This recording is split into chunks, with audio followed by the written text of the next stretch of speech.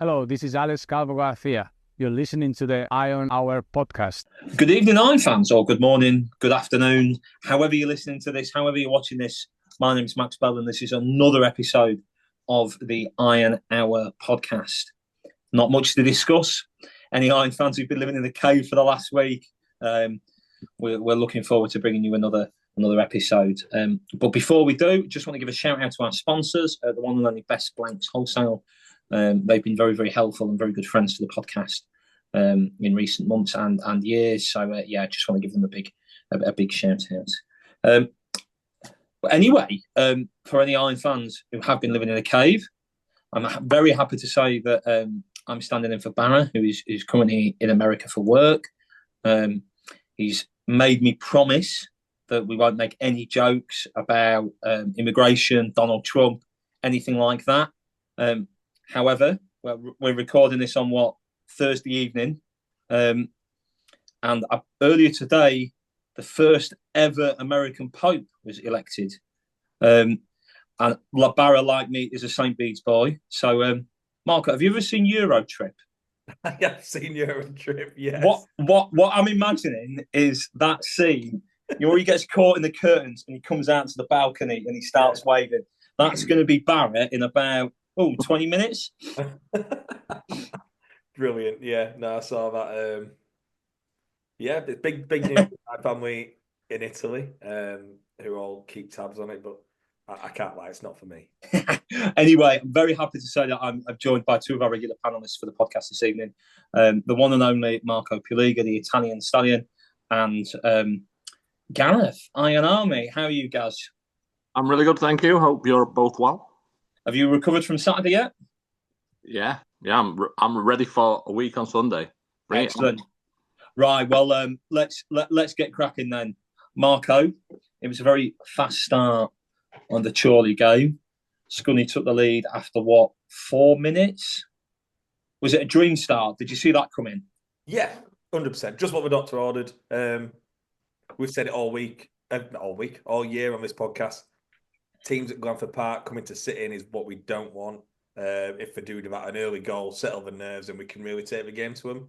And look, we got that. And if it wasn't a goal, I do think the referee had a big decision to make, whether it was a penalty or not. I know it would have been harsh, but if you watch it back, you can see on the highlights how the referee signals advantage.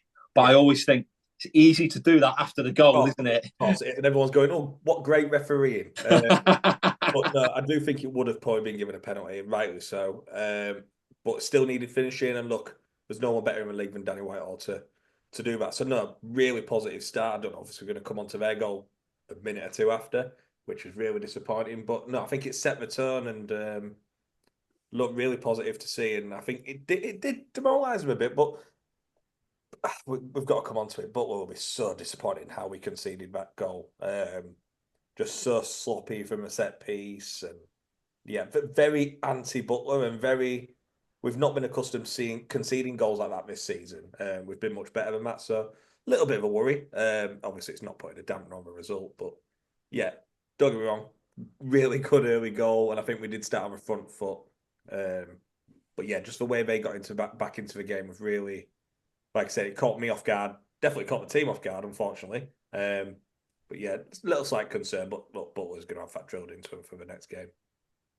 So Marco's already mentioned it, Gareth, so I'm going to throw my notes out the window. But obviously there he's touched on the equaliser from Chorley, which was, probably 3 minutes after we'd taken the lead. When they did equalise, did you have that little voice in the back of your head going, "Oh, sugar! Oh my God, it's all gone Pete Tong"? Yeah, because you don't expect it. Like Marcus, you don't expect it from a set piece like that either. And he was in acres of space as well. Let's be honest, he had all the time in the world, really.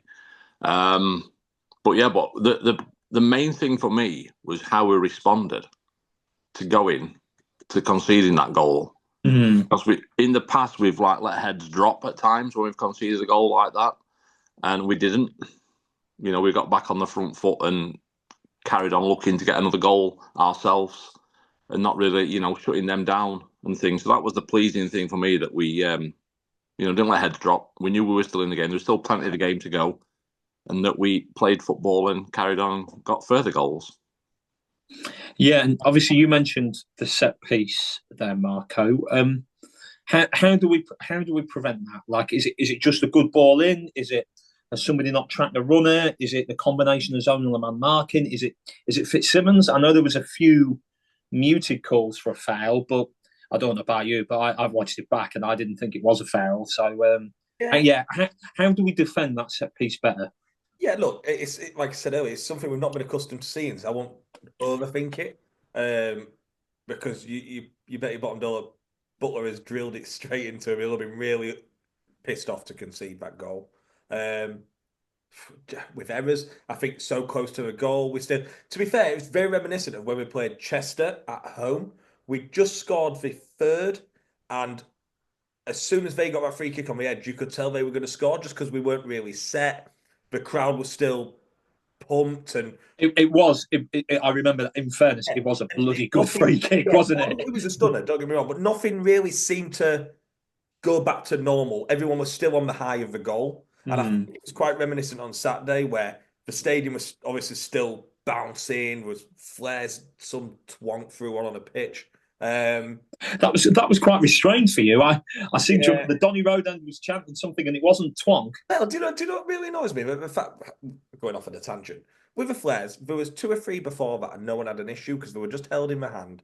No chance of an injury. But when you're throwing them, you endanger so many people. There were so many people stood at the front of that stand. All it takes to bounce off a young girl's head.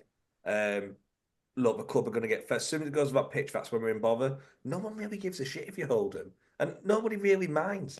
Just really, that was frustrating. But look, that's not why we conceded the goal. I think Fitzsimmons maybe got pinned, so he couldn't actually come out to claim the ball. I think it was a whole factor of errors. I think we did look quite zonal, which is strange for us considering our size. And look, it's a really poor finish. Is it Kelly that Hall's managed to obviously get the better side of? But yeah, I don't want to overthink it because I don't think we'll concede a goal like that on Sunday, next Sunday, put it that way. Well, we'll definitely not concede a goal like that on this Sunday, unless they're out on the training ground. Gaz, let's fast forward then to roughly the 22nd minute when Danny Whitehall popped up again to put us back in front. I think it's been a big talking point for Iron fans about how much of a better side we usually look with Danny Whitehall in the side. He's come away with 2 goals. It was good to see him back, wasn't it? Yeah, really good, really good. And I think that's what he'd have wanted as well, to score 2 goals, 2 early goals. You know, I was hoping he'd get a third off his knee, not to be. But no, it was really good. You know, it's the focal point up front, Danny Whitehall. You could see he was getting stuck in as well. He was pushing players. He was getting niggly with them, and we've missed that. You know, we've missed that. We've missed that bit of shithousery up top, and just doing what he does. And he does it so well. You know, pushing players and just getting involved. And you know, they were getting involved. They were leaving a foot in. You know, doing whatever they had to do. So it was nice to see him give some back. But his goal, I just want to go back to this. His goal, I mentioned it in the vlog about Starbuck and putting the ball over the top for Roberts. And that was a great ball by Starbuck because just before then he tried to play a ball for Roberts down the channel and didn't work. Well, Roberts had a right go at him, you know, saying, "What's that?" You know, and so literally, you know, minutes later he's put that ball over the top and Roberts has got it, done what he's done.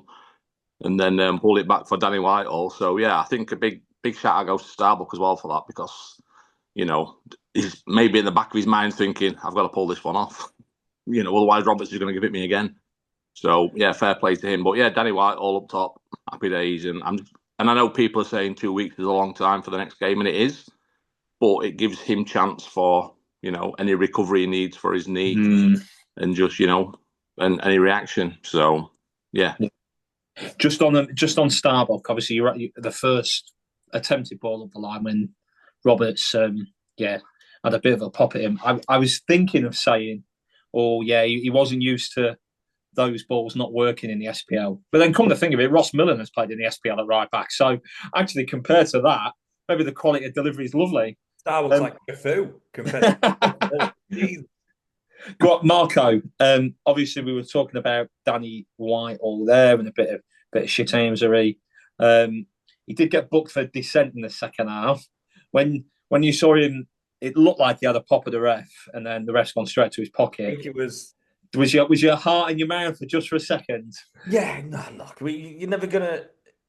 It's frustrating, but nobody wants to change Danny Whitehall. You know what he's about. You know what he will change him. I think he was actually asking for a card. I think the play went down and he screamed, sort of got him a referee's face. But no, when he was sort of taking an age to come off the pitch, Mark Ellis was telling the referee that we're taking a piss, and then he eventually came to his side. Ben nicked the goalkeeper's water bottle, and I'm like, he's on a yellow card, man. He's on. If we had got Danny Whitehall for a final because he's nicked the goalkeeper's fucking water bottle, can you imagine? It would be the most Danny Whitehall Scunthorpe ever. Yeah.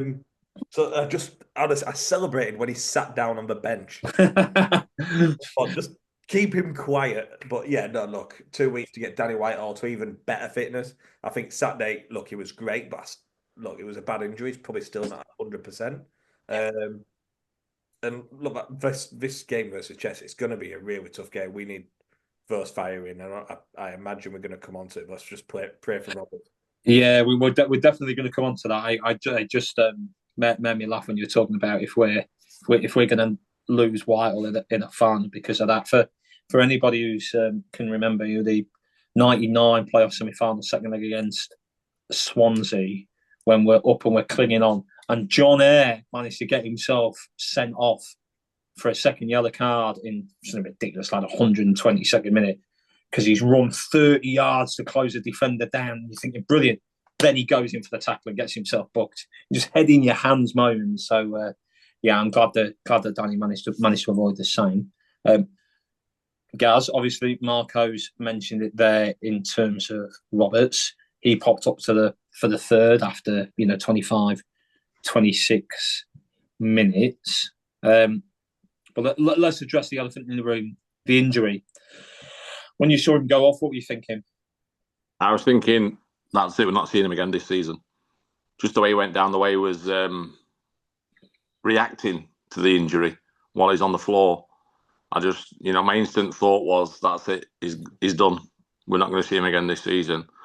And then it was speaking about it at half-time, and it popped into my head that maybe that might be a good thing. Because, obviously, if other teams looking, he's out of contract, if other teams looking for him and he's injured, maybe we could, we know what the deal is with him. And, maybe we could give him a contract and accept it. But we do need him for the final. I think, what a boost it would be for him to be named in the final. So, like I say, as Danny Whitehall's got 2 weeks, he's also got 2 weeks, but it just depends on the severity of the injury. I've not heard anything from any media anywhere about anything about him. I was down at the ground today getting tickets, and I didn't see him on the training pitch. That doesn't mean to say he wasn't there. He could have been inside doing stuff. So I don't know, but of course it's a concern. But, also, what a prickish tackle. It was so cheap. And look, fair play to Roberts for picking that up, knowing there was 4 or 5 of us actually around him. But it was just such a sly tackle. The same one with Coogan when he went off, just their winger sliding his boot down the back of his calf, and just so unnecessary, especially at this level. Really frustrating. Obviously, I'm going to say that because I'm very bitter and one-sided. But no, when Roberts went down, I think the whole stadium just went, shit. Because look, with all our attacking options fit, we are a very dangerous side, and goals can come from anywhere. So, look, there's a new pope. I'm not saying I'm religious, but let's just pray there's some miracle. I'll do a cross if we get Roberts on that pitch on Saturday. That's for injections. I'll give him a rub down, whatever he wants. Just get on that pitch, please. Mate, I'm not picky. I'll take help from anybody. It doesn't have to be the Pope. Any religion, any denomination going. If that's what helps get Roberts fit. Obviously, Marco's just mentioned Coogan there as well, going off just a couple of minutes before Roberts. Gareth, what did you make of that one? Obviously, I'll be honest with you. Do you think he's got? He'll be back for 2 weeks, won't he? I'd have thought so, but I'll be honest, I didn't see it. What happened? I looked up and it was like coming off. I was like, what's he coming off for? I thought he'd pulled something or something, but I didn't actually see what happened with that. So, but yeah, you'd like to think, 2 weeks time, that he'd be back as well. Yeah. I'd be interested to know what Marco saw as well. Certainly from my vantage point on the Donny Road end, he'd gone over to the bench sort of 5 or 6 minutes before that. And I wonder if he was saying, I'm not quite feeling quite right here. But look, yeah, you'd hope that of all the injured players, he's probably got the best chance of being back, wouldn't you, Marco? Yeah, I definitely think so, because it's not muscular. It was definitely impact. I think he was just sort of watching the ball out, and one of our lads has give it casual. It's normally a push in the back just to show him you're there, but he did catch him with his foot down the back of his calf. So look, let's hope it's impact and not a muscular. Then you'd put me on him starting, because he's been key to good defensive performances and where we're at. So yeah, Coogan's a massive player. That being said, Boyce came on, looked good again as well. We've been big advocates of Boyce on this podcast, because before, obviously, Will Evans came in, he was having a really good season as well.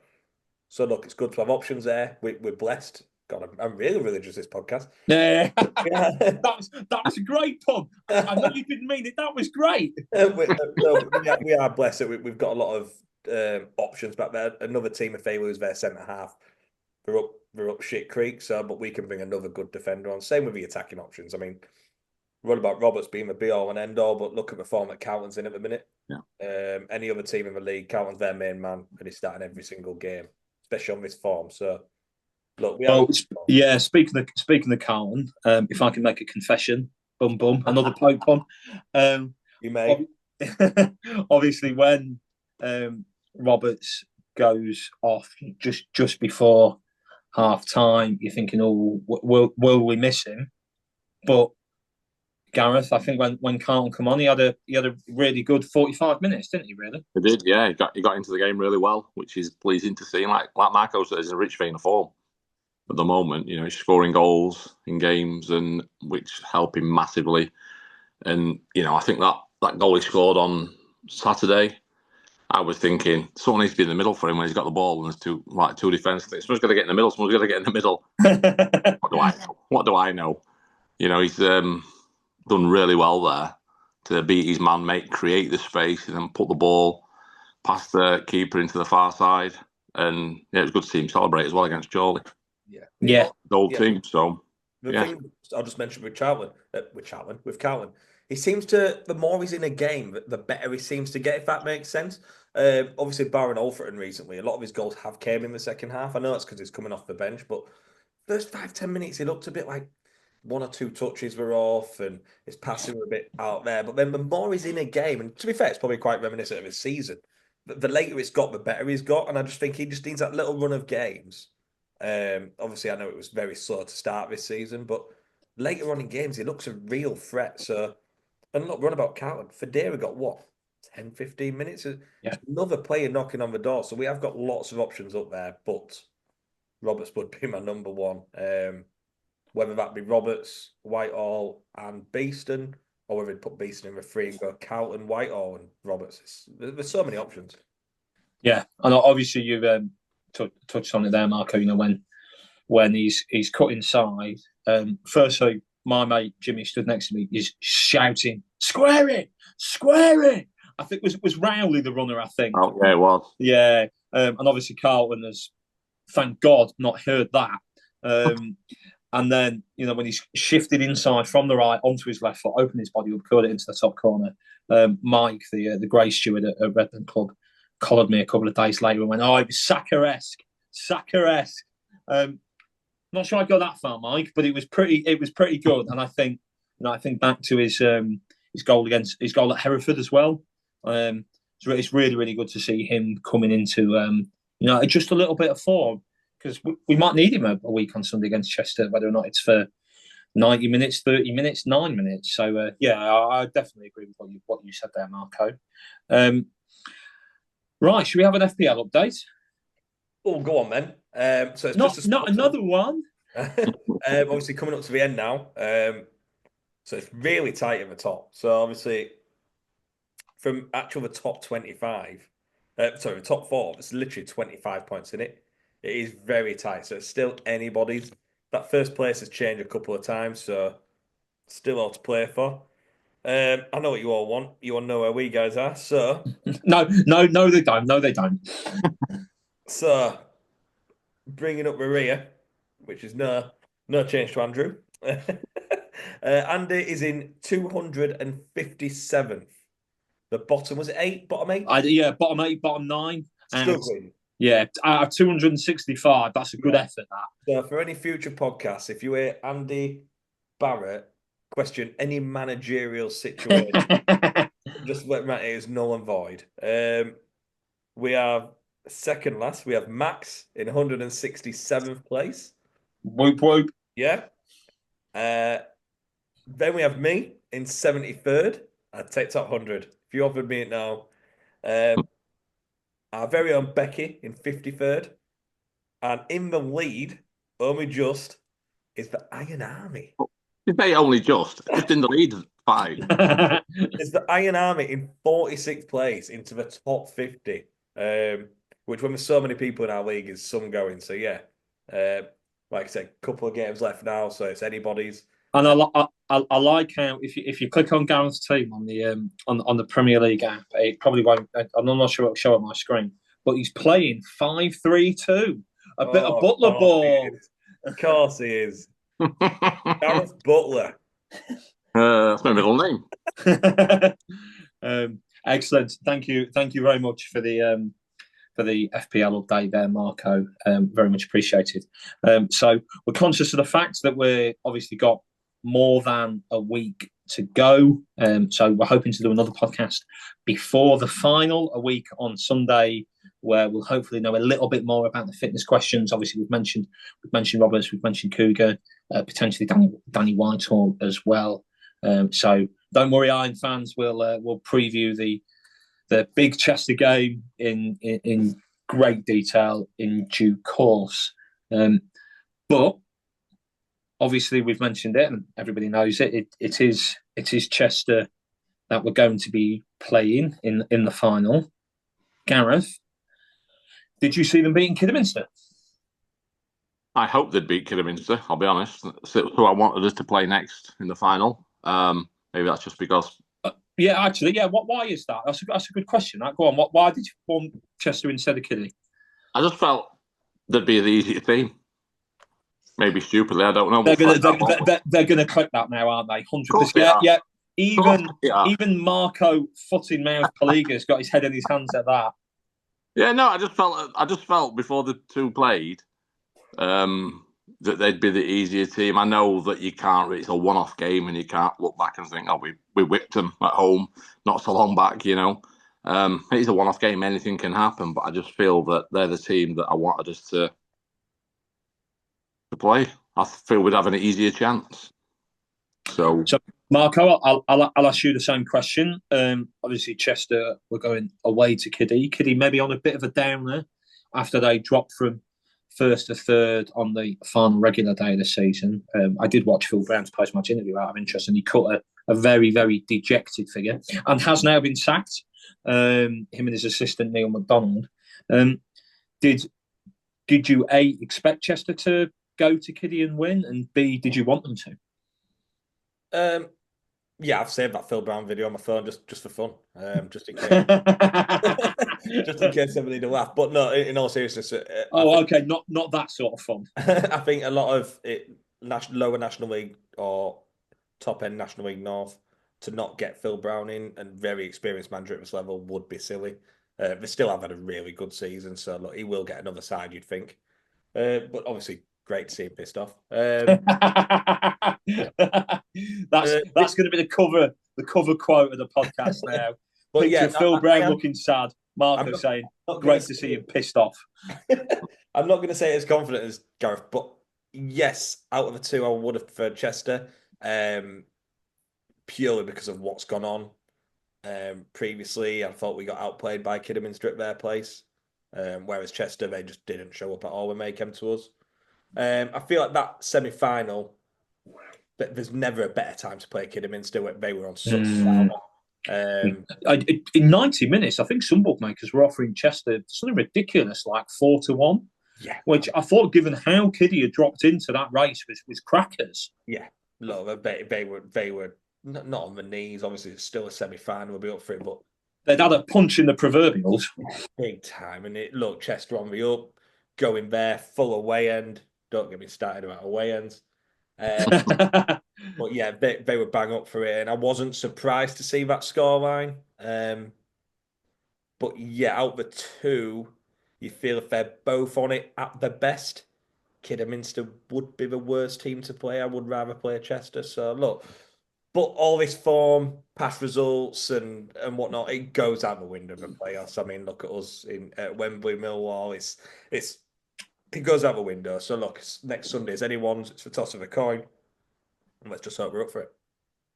And have you all got your tickets sorted? I know a few Iron fans have had issues, but I was speaking to a Scunny fan today who said they'd been down to the ticket office and got it all sorted.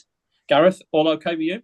All okay. Managed to get tickets, and then brought a few people out. But yeah, no, it was good. It was good Samaritan. Again, that's another good poke joke. Marco, were you all sorted? It was just a good feeling in the queue. You know, people were just happy to be there and getting the tickets and sorting them out, and it was just a good vibe. You know, once again, the players and directors came down the line, shaking hands and thanking people for the support, which was nice as well. So yeah, it was just good, and yeah, well done the ticket staff. Excellent. Couldn't agree more. And yeah, obviously there was 6,400 odd there. So I think we're expecting probably a larger crowd, aren't we, Marco? I mean, Chester nearly sold out behind the goal at the railway end for the regular league game. Yeah, you expect probably, if anything, a few more for a playoff final. 100%. Got my ticket. Trying to make friends with a Chester fan to buy a couple more just to stop other Chester fans just because I'm a dick. Honestly, the stuff I've seen on Twitter this week has just blown my mind. We've given just under their average home attendance, and they're complaining about me. So there's some games this season where we've only got 1,800 or 1,700. Spending more, I think we had 1,700, and now they're complaining that we've got 1,600. This was the best case scenario because it's the biggest stadium. We've given 15% more than we needed to. Thank you, very welcome, is what you'll get off me. You're very lucky. You're very welcome. And look, it don't matter how many you are that way, and next Sunday you're still getting big. Okay, they're gonna clip that as well. Well done, Marco. So obviously 1,600 is the full end behind the goal. I think back to the glory days of League Two, when if you know a side, let's call them Grimsby, might sell out. They would occasionally get given the. Marco's got his fingers in his ears. No swearing. Mark, we might occasionally give them an extra 500 in the overflow. Is that not something you'd be tempted to do? Try and get a sellout? Absolutely not. I'm amazed we're going back to 15%. Look, they knew the score before this season started. If you come second and win your playoff game, the final will be at your ground, and they knew that. If they had that big a problem with it, come second. Look, we went to Hereford fully expecting to be away in that final if we won the semi. Oh yeah. I didn't see Kidderminster going away to Southport and getting beat. I also didn't see any Scunthorpe fans in a full-on meltdown at the thought of that. This has happened, and the stuff I've seen, just out of, don't want to get like all Roy Keane, but it's just babies. Absolute babies, man. Do you think would we have got 1,600 if we were going to Chester? Chuff. Absolutely not. They wouldn't have done. They haven't done all season. So I don't know why they've just done about it now. It winds me. Honestly. But look, it's the best case scenario. You get second on merit. You have a problem with it, you come second. It's simple as that. And look, we're fortunate that we have. And it's at the biggest ground in the stadium in the league. It's at the best ground in the league. And the best team in the league is going to win the cup. And that's going to be us or Chester, so we'll see. Right, well, that's a nice little review of Chester and Kiddy, and a nice little rant from Marco. Yeah. Marco there as well. He's had a couple of shandies, so he's feeling. He's had one. This is a totally sober Marco. to be going on to the extent that they are is absolutely ridiculous. And look, I do get their argument at a neutral venue where both sets of fans would get more tickets or whatever. In an ideal world, yeah, that would be great. But they knew the score when the season and also that's not either club's fault, is it? Really, that's the rule. No, and look, this is how it works. And we're going about how big a side they are and the massive. But then they want the final played at somebody else's stadium, a local rival stadium. Come on, do me a favour. Honestly, no, not for me. And look, we fully expected to be somewhere else in the final. Yes, it would have been shit if you miss it. I do totally understand that. But look, you're there on merit. And like I said, if you had a problem, you come second. Do better. Can we just keep Marco going? Because I'm enjoying this. Yeah, I think potentially, yeah. I don't know if we're going to do idiot moment or hero. We'll get onto it. Don't you worry. We'll get onto it. Yeah, I haven't got any, but there's your idiots, all of them. Right. Well, before we get onto that, obviously we've been doing the past player watch as a little nice extra segment for Iron fans, highlighting something interesting, controversial, unexpected about a former Scunthorpe player. I think there was having sacked Barra, we moved to a democracy, which was unheard of, and we had a little bit of chat about this. So I think we all agreed there was only one option, wasn't there? Are we going to give a big shout out to Graham Alexander? Oh, Marco's not happy, but no, and that's not me having anything bad saying about Graham Alexander. It's a very. I'm okay with it, but I want random and someone I've never heard of. Do you know what I mean? I want again. I said I wanted to know what Dean Rance is up to at the minute. Too early for a season in a beaver. Has he already got up there? I need to know. So yeah, I want the lesser known players. But look, what Graham Alexander's done with Bradford. I'm sure you're going to mention it. It's been fantastic this week, and the scenes were great to see. Yeah, absolutely. A 96-minute promotion winner for a sold-out Valley Parade. What was it, 24,000, something like that, in the 4th division is absolutely phenomenal. And obviously it was Walsall who lost out. And I'm sorry, in the unlikely event that any Walsall fans are listening, that is an all-time great bottle job from them to not even make the top 3 in League 2. So if anybody knows any Walsall fans, I'm sorry. Right, do you want to know what Dean Rance is up to, Marco? Oh, God. He's definitely like a rep. I reckon he's an 18 to 30s rep. An 18. Well, he's 30. To be fair, I reckon he could be knocking him out with Tom Zanetti at this festival.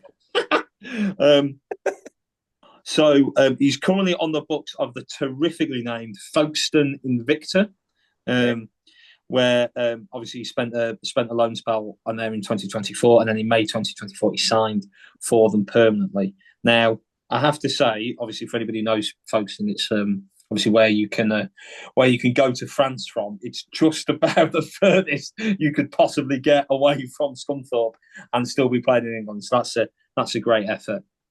Gareth, is there any other incredibly random player you want me to Wikipedia very quickly? No. Good, that's the correct answer. With shout out to both Graham Alexander and Dean Rance. Obviously, he's from. I believe he is from Kent. I want to say Maidstone way on. So moving back to Folkestone is probably not a bad idea for him. Right, Marco predicted it. Talking about hero, idiot, and moment of the week. He also said he hasn't got one, so I'm going to try and buy him 40 seconds to think of one. Gareth, who's your hero of the week? Well, I've only got 10 seconds, so mine's the ticketing staff and James Moody, just the club staff for getting everything sorted for the fact. Well, what they did for the Chorley game, and then I know they've had a bit of time off, which was well deserved. And then just going into the Chester game now, the final game. So, they're working hard, they're smiling, they're getting asked silly questions, and fair play to them. And I believe it obviously was I see a tweet from James Moody saying I've never had so many friends. Yeah. So I imagine the DMs have been flying when people either having issues with linking accounts or email addresses not linked to the accounts, all the fun stuff that comes with tech problems. So Marco, That's the last time that I messaged James. Marco, we've tried to buy you a bit of time. Yeah. We're showing the listeners and the viewers that this isn't scripted because you haven't done your homework. Who is your hero of the week? So I'm going to do two joint teams. So I don't know if anybody watched the I didn't say heroes, did I? This isn't plural. Pick one. Okay, my hero. Okay. Inter Milan versus Barcelona. If anybody watched this game, it was a great game. It was a proper class. Absolute treat. And my heroes, because it just made football. God, we're going really political. Great again. It was. it was so good. To just make football great again. Is that your new slogan? There were no. Look, I know Pep's took a lot of stick for this, and I'm not his biggest fan, but just watching two teams go at each other, there was mistakes, there was fouls. It was very Italian back four versus a fluent Spanish attack. It was just so good to see. And I mean, there's so much talent on display. Goalkeeping performances from obviously, but like the Inter Milan goalkeeper Sommer, what a game he had! Yeah, he was absolutely terrific game. And this is I think of how much they sold, their previous keeper for, and they've just upgraded. Yeah, and they signed Onana, got rid of Onana for 40 plus, and signed Sommer for 5. Now that's a deal. But no, look, I think Henri said the same thing. Just the last few years of football, it seems to be going one way, but it was just so refreshing to see like a game where both sides just hell for leather, and not anything could happen. It was a really good watch. So yeah, that was really refreshing on Tuesday, and gave me a little bit of faith in football. Okay, so it was both legs as well. It wasn't just the one leg. Yeah, both legs, which is great. Yeah, really enjoyed it. Absolutely. So, don't get me wrong, Marco. That was two great games. It was two great games. It was a great time. However, this is not an Inter Milan podcast, and there is only one correct answer, which is do not let me win with Inter Milan, or I would not have a father. Or a family back in Italy. I am not big enough Inter Milan. Well, you've tempted me. Actually, I might give you the point out of spite now. No, well said, Gareth. Great answer. Massive shout out to the ticketing staff, but all the staff, James Moody, everybody. It's obviously going to be a pretty busy week, I suspect, and they're hoping for close to a sellout. So yeah, massive shout out to them. 1-0 to Gareth. Marco, who's your idiot of the week? Would you like more time? No, look, I know I'm giving Chester fans a fair bit of stick, but it is really frustrating. I'm gonna have to stick with him. It's the Chester fan base, but what I've seen. A minority of the Chester fan base gobbing off on Twitter. I'd say it's the majority. I'm going all of it. But no, yeah, like I said, the minority obviously have managed to find a keyboard. Have been absolutely terrible. So yeah, mine's them. Okay. Gareth, are you going to go for the same? Or are you going to go for somebody else? They were on my list, but the guy that ran onto the pitch at the end of the game, my idiot of the week. I have to say, for a lad who was not anorexic, I thought he had quite quick feet. He did. It moved well. He did move well, and he got back into the crowd, I think, as well, after making it to the halfway line. So yeah, fair play to him. But yeah, we don't need that. Save it for the final one we've won. Correct. And and not only that, Ralph Hardy did get back into the Donny Road, but the CCTV is going to back him. Like, you've got that many cameras in a football stadium nowadays. And whilst he did move quite quickly, not that quick. Well, if Coogan's injured, let's go with Marco. Let's go with the unhappy keyboard warrior Chester fans to get the point. As Marco said, they did know the rules. If they're unhappy at the National League and you want it at a neutral venue, fabulous. If not, well, you should have come second. which conveniently gives us a little bit of drama going into the final one. Let's see who can grab a victory. Gareth, what was your moment of the week? My moment of the week was the huddle after the Chorley game. Just everyone involved in it. Andy Butler giving his speech and just the one more game. I just thought it was a really, I think after the Hereford game for me, it set the tone. They were up for it then. They were up for it at the Chorley game. And that huddle, we've got 2 weeks to go, but it's just one more game. And that's what it is, just seeing them all together, seeing Michelle join in as well. I just thought it was a really nice touch after the game. Yeah, absolutely. And I think, after the real punch in the balls that was, 3 consecutive away defeats, but particularly Kings Lynn, when everyone went, right, yeah, that's it, our goose is cooked. To sort of partially pull it out of the bag against Hereford. And I want it on the record that Brackley were my pick for the title on the podcast. There's video record. I think they were yours too, weren't they, Gaz? No, they weren't. Chester were. Well, let's hope you're not half right about Chester. But yeah, I think Hereford was still, for those of us who still went, I think it was a nice, unexpected bit of positive momentum going into the Chorley game, and yeah, now it is from Chorley to Chester. So we'll see. Keep our fingers crossed. Get rubbing our rosaries, boy. Marco, send us out with a bang. What was your moment of the week?